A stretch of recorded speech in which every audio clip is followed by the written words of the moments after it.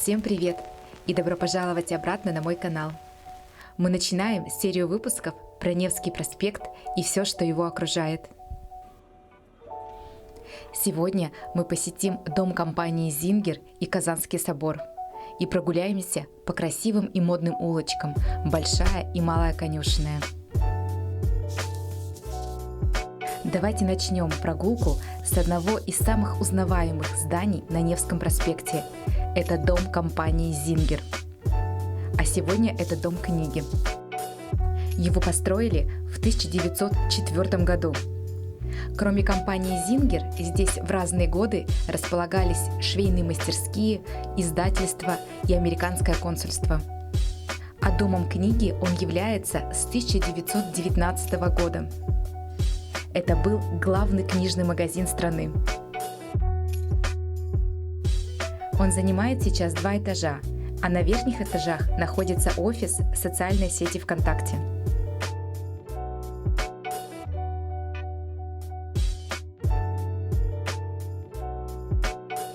Помимо книг, тут можно приобрести сувениры, товары для творчества, детские игрушки, а также зонтики на случай дождя.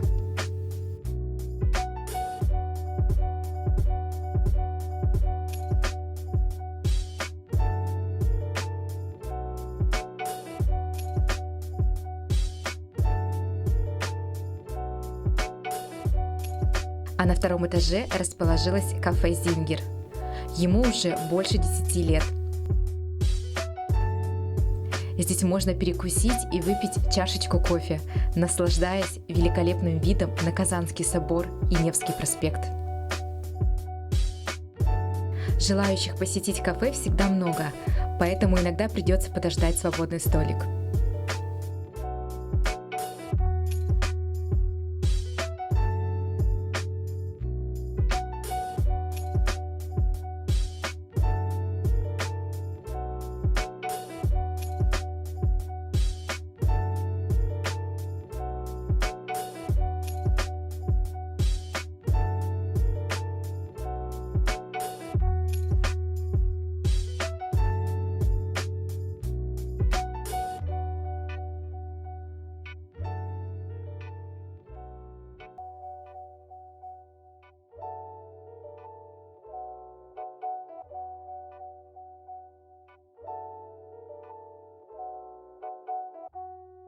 Этот зал, кстати, сейчас можно арендовать для банкетов или видеосъемки.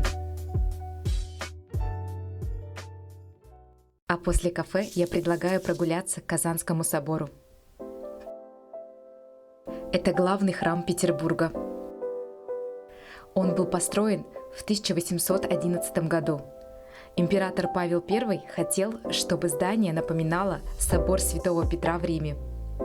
Главным декоративным материалом стал туф, который добывали в Гатчинском районе. Этот камень был очень похож на итальянский травертино, из которого построили собор Святого Петра. Это действующий храм, поэтому вход бесплатный.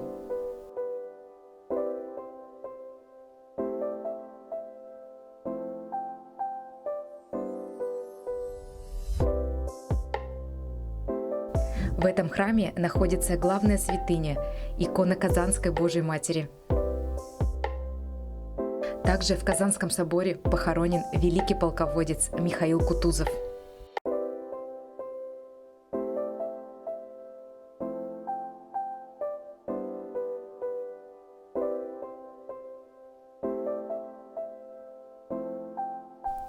Ну а мы продолжаем гулять дальше. Пройдя 5 минут пешком, и мы попадаем на Большую Конюшенную улицу. Это одна из самых красивых улиц Петербурга и одна из моих любимых. Улица устроена очень интересно. Слева и справа автомобильные зоны, а посередине пешеходная. В виде такого бульвара, где высажены деревья, установлены лавочки и фонари.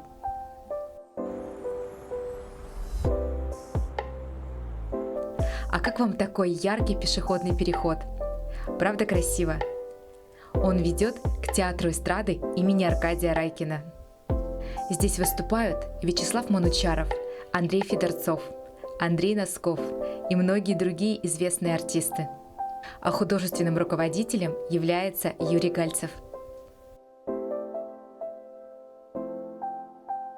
А вот и легендарные Пышки, где всегда много народу и очередь часто даже на улице. Я, кстати, знаю еще одно место в центре, где есть вкусные Пышки. И мне кажется, что даже вкуснее, чем здесь. И я как-нибудь обязательно вам его покажу. На Большой Конюшенной улице также находится легендарный магазин ДЛТ – Дом ленинградской торговли. Ему уже больше 110 лет. Сегодня это люксовый торговый центр с дорогими брендами. Это как ЦУМ в Москве.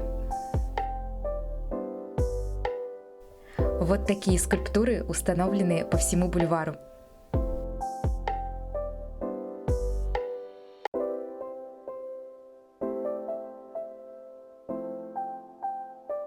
Еще здесь есть финская лютеранская церковь.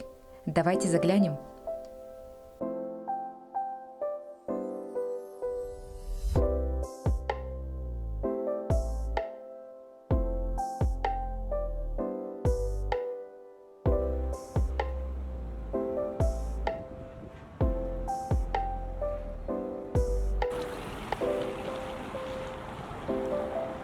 А это вход во дворы капеллы.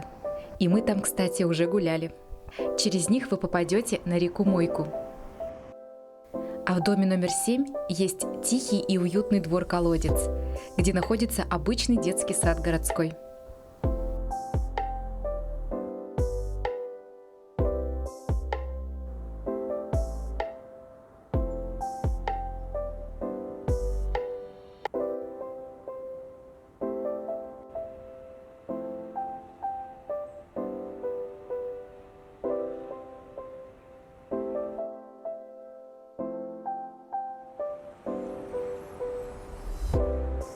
Мне очень понравился этот дом. Посмотрите, какой красивый.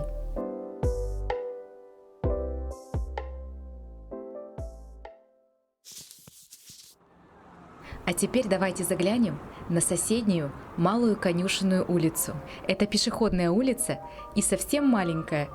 Здесь, как правило, тихо и спокойно, и царит особая атмосфера старой Европы. Кстати, именно с этой улицы открывается великолепный вид на Казанский собор. Здесь установлен памятник Николаю Васильевичу Гоголю.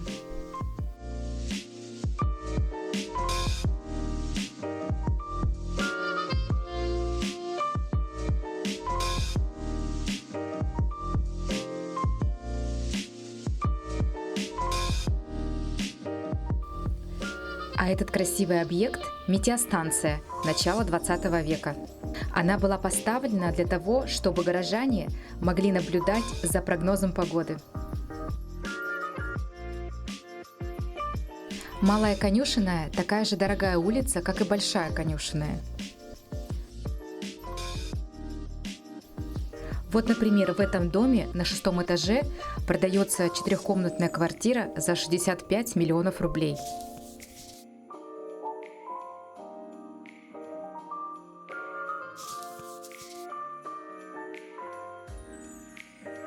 Посмотрите, какой великолепный европейский дом. Это, кстати, дворец молодежи Санкт-Петербурга.